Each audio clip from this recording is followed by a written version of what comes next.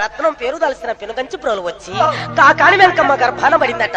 ఒక రత్నం అనిగిళ్ళపురానికి తరలి వచ్చి ఆ యొక్క శ్రీనివాసుడు ఇచ్చినటువంటి ఖర్జూరు పొలంలో చొరబడిందట.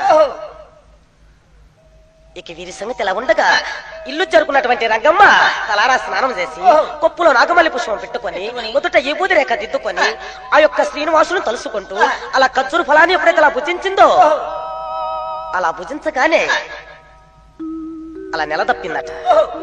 9 మాసాల తర్వాత అలా 10వ మాసం రాగానే ఆ ప్రసవేదన బాధలకు తట్టుకోలేక ఆ చిన్నారి రంగమ్మ ఏ విధంగా అల్లాడిపోతుందో చూసావా? అల్లాంటి పై తమ్ముడో నాయనో దాదానా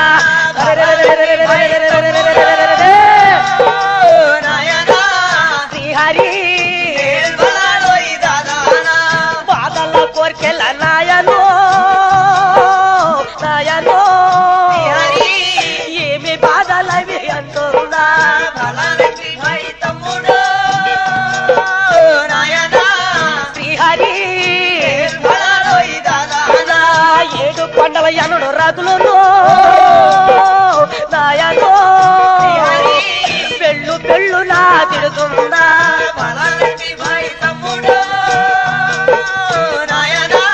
శ్రీహరి ఆ మాటలు విన్న శ్రీనివాసుడు ఆనాడు సంతానము కొరకు అలా చెట్టు చెట్టుకు పూజలు చేసినటువంటి రంగమ్మ ప్రసవేదన బాధలకు తట్టుకోలేక నన్ను కాకుండా 3 దేవతలు కూడా పెళ్ళు పెళ్ళులా తిడుతుంది అనుకున్న శ్రీనివాసుడు శేషాద్రి వదిలివేసి అనికిళ్ళపురానికి వచ్చి ఆ రంగమ్మ మీద తన సల్లని హస్తాన్ని ఎప్పుడైతే అలా చాచాడో ఆ యొక్క రంగమ్మ గర్భాన అయ్య తపస్సు పండి రంగమ్మ దేవికి పుత్రిక కలిగిందా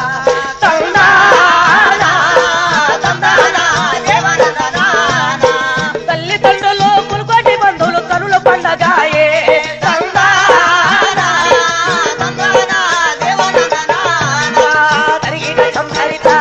లేకలే కనకెళ్ళపురాణ ఆడబాల కలిగిందని అష్టాది వర్ణాలు అలా తెలుసుకొని పరుగు పరుగున వచ్చి తల్లిని బిడ్డను కూడా స్నానం చేయించి ఆ పాపను ఒక పక్క పరుండ పెట్టి అమ్మా లేకలే కనకెళ్ళపురాణ ఆడబాల కలిగింది కాబట్టి ఈ ఆడపాపకు పేరు బలములు ఏమని పెడతావమ్మా అని అడిగారట.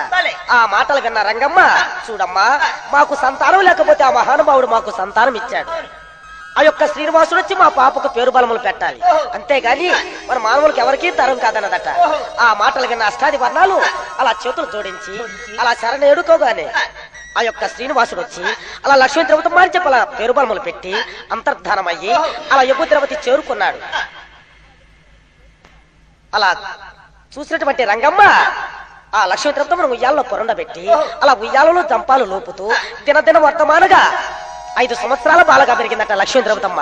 లక్ష్మీ ద్రవతమ్మకి ఎప్పుడైతే అలా 5 సంవత్సరాలు వచ్చాయో అలా చూసినటువంటి రంగమ్మ శివస్వామయ్య 101 బండి కట్టుకొని లక్ష్మీ ద్రవతమ్మను తొలి బండి తట్లు కూర్చుండబెట్టుకొని